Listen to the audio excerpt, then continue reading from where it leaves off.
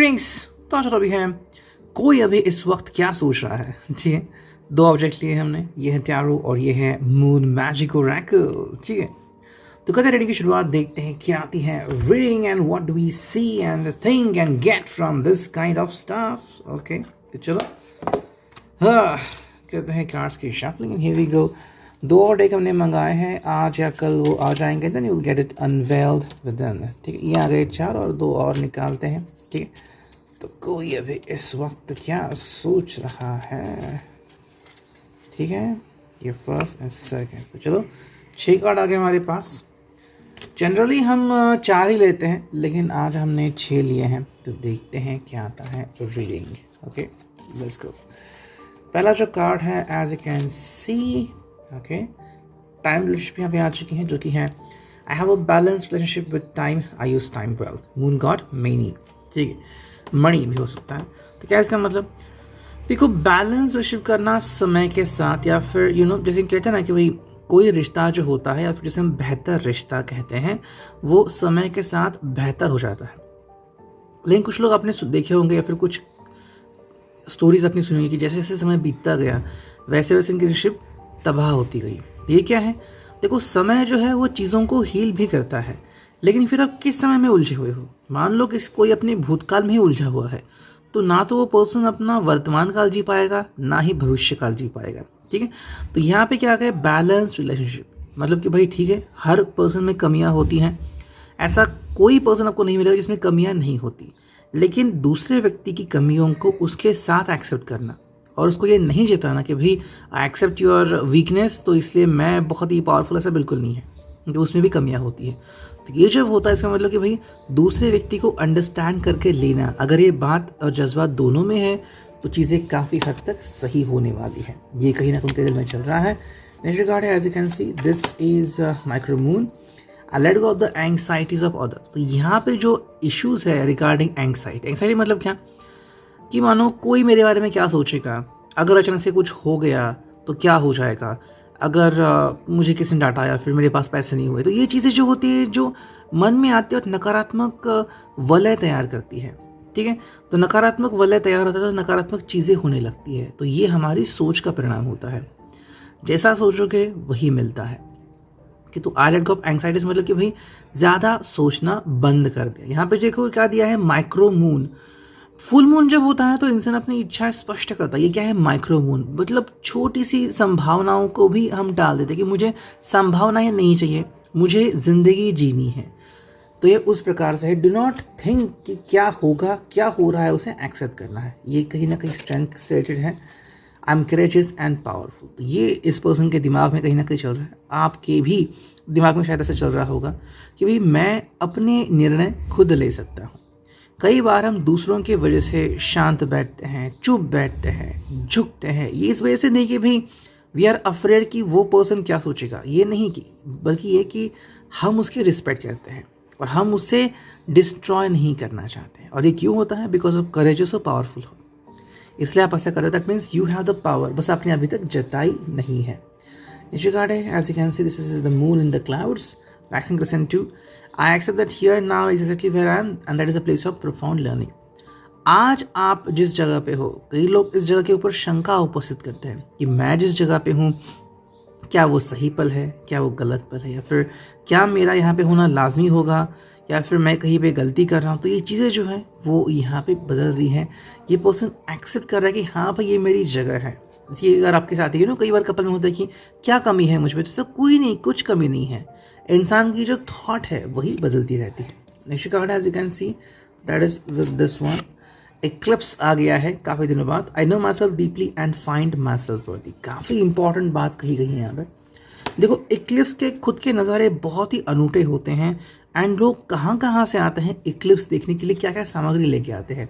ये क्या है, आई know myself deeply and find myself वर्दी। चाहे आप में कोई भी चीज़ हो, अगर आपको लग रहा है कि भाई मेरे चेहरे पे स्पॉट है, या फिर किसी ने मेरा चेहरा बिगाड़ दिया था, फिर एक्सीडेंट हो गया वगैरह वगैरह, but do not think about it. अगर आप अपने आप को वर्दी समझते हो कि हाँ मैं काबिल हूँ, तो आपको किसी के भी बारे में सोचने की ज़रूरत नहीं है।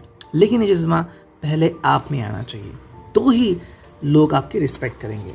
Next card as you can see this one देखते हैं यहाँ पे बहुत बड़ा चांद दिख रहा है और पानी भी है। ये क्या है? ये ब्लू मून।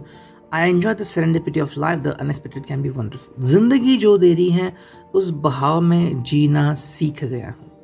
काफ़ी लोग हैं, इनफैक्ट मेरा फ्रेंड भी बोलता है कि भाई जिंदगी तुम्हें कुछ भी दे सकती है। ऐसे कई सारे पल आते जिनके बारे में शायद तुमने इमेजिन नहीं किया हो। क्या तुम वो पल जीने में इंटरेस्टेड हो? अगर हाँ तो यही तो ज़िंदगी है, यही तो मज़ा है ज़िंदगी का। Nothing is predictable, you know. आप मतलब सोच भी नहीं सकते और चीज़ हो जाती है। तो यही है ज़िंदगी का असली मज़ा, ठीक है।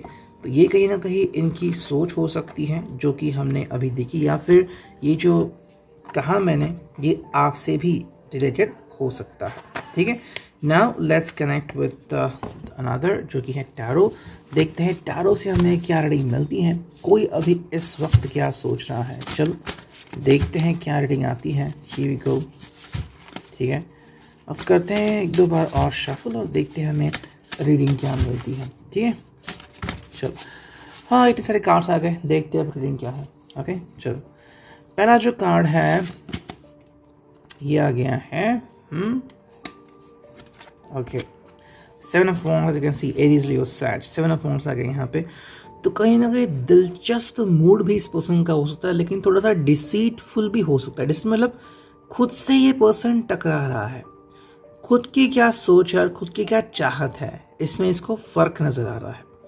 जैसे कि मान लो किसी को कोई पेन खरीदना है, पार्कर का खरीदूं या कोई नॉर्मल वाला बस चलने वाला, इन दो चीज़ों में ये पर्सन अटका हुआ है। सिमिलरली क्या कहें आपसे, अभी इस वक्त आप दोनों का जो रिश्ता है वो, या फिर जो रिश्ता इनके हिसाब से होना चाहिए वो, तो कहीं ना कहीं इसके बारे में शायद ये पर्सन सोच रहा है। सेकेंड जो कार्ड है वो द हायरोफेंट, यानी कि टॉस कार्ड यहाँ पे आ चुका है। एंड जो मीनिंग यहाँ पे आ रही है कि this person is pretty much interested in wooing you. आपको सीड्यूस करना, आपको लव लेटर लिखना, या फिर आपसे कम्युनिकेट करना, दिलचस्प बातें, इंटरेस्टिंग बातें कम्युनिकेट करना, ये कहीं ना कहीं शायद इनके मन में चल रहा है। Because the person want to take it further. The emperor, Aries का कार्ड यहाँ पे आ चुका है। दैट मीन्स कि ये पर्सन किसी चीज़ को लेके परेशान नहीं है, सभी चीज़ें इसके मुताबिक हो रही है। एम्परर पता है ना आपको, देखो जब हम चेस खेलते हैं तो हमारा मोटिव होता है कि किसी भी तरीके से राजा को अकेले होने से बचाना, you know, to protect the king, ये हमारा रोल होता है। लेकिन मान लीजिए अगर आप खुद राजा होते तो क्या करते हैं? जो आप चाहते वही होता, वही हो रहा है। इस पर्सन के हिसाब से जैसा वो चाह रहा है बिल्कुल वैसे ही बातें हो रही है। तो ये बिल्कुल भी असमंजस स्थिति में नहीं है। नेक्स्ट कार्ड है वो 5 ऑफ वॉन्ड्स, एरीज, लियो, सैज अगेन। तो यहाँ पे जो चीज़ें हैं ये कहीं ना कहीं इसको लग रहा है कि भाई ये पर्सन आपके ऊपर तो भरोसा करता है, लेकिन बाकी की जो चीज़ें हैं इनके ऊपर इसका भरोसा नहीं है। जैसे कि जॉब कब रहेगा कब जाएगा, पैसे कब तक मिलेंगे नहीं मिलेंगे, या फिर फ्रेंड्स आज हमारे साथ हैं कल हमारा साथ छोड़ देंगे। तो ऐसी कई सारी चीज़ें हैं जिसके बारे में इस पर्सन को पता नहीं है। और अगर ऐसा कुछ चल रहा है कि मानो ये बिजनेस करता है तो बिजनेस का क्या होगा इस पर्सन को नहीं मालूम, ठीक है। ये जो कार्ड है वो है knight of coins. As you can see है टॉरस, वर्गो, कैप्रिकॉन। यानी कि भाई दिल तो बहुत कुछ कह रहा है लेकिन ये पर्सन खामोश है।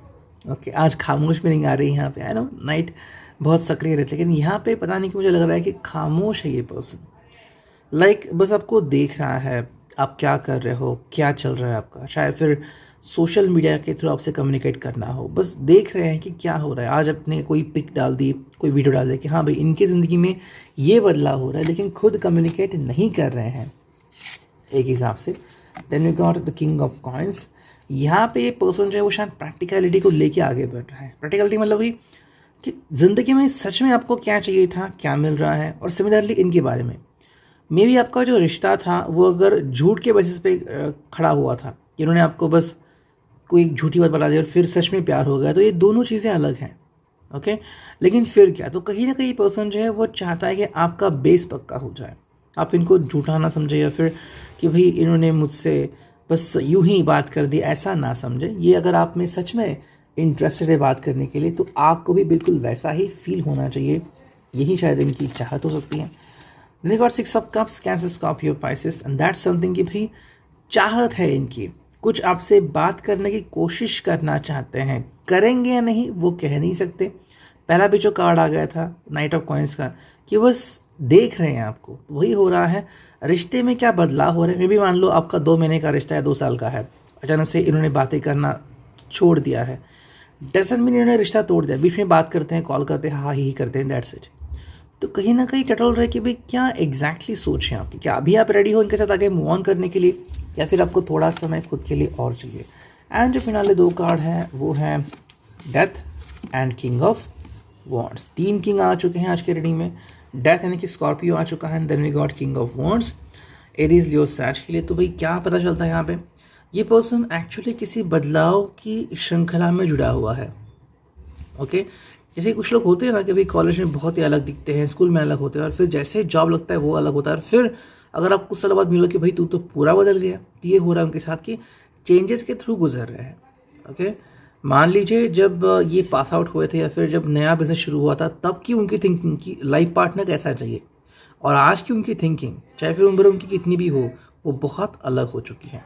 एंड जो फिनाले कार्ड है वो किंग ऑफ वॉन्ड्स है। ये भाई ये पर्सन एक बहुत ही सुलझी हुई बात ढूंढ रहे हैं। कई बार रिश्ता उलझा हुआ भी हो सकता है, लेकिन ये पर्सन इस उलझे हुए रिश्ते में भी एक सुलझी हुई बात ढूंढना चाहते हैं कि क्या कॉमन बात है आप दोनों में, जिसको आप दोनों अग्री कर सकते हो कि हाँ भाई हम दोनों में पैशन है, वे किसी से ज़्यादा फ्रिक्वेंटली, या फिर कि हमें एक दूसरे से मिलना, बातें करना अच्छा लगता है। तो ये जो चीज़ है जो दोनों में कॉमन है, इसी बात को ये पर्सन ढूंढ रहा है। इतना रीडिंग आप बेटिल रोजानेट।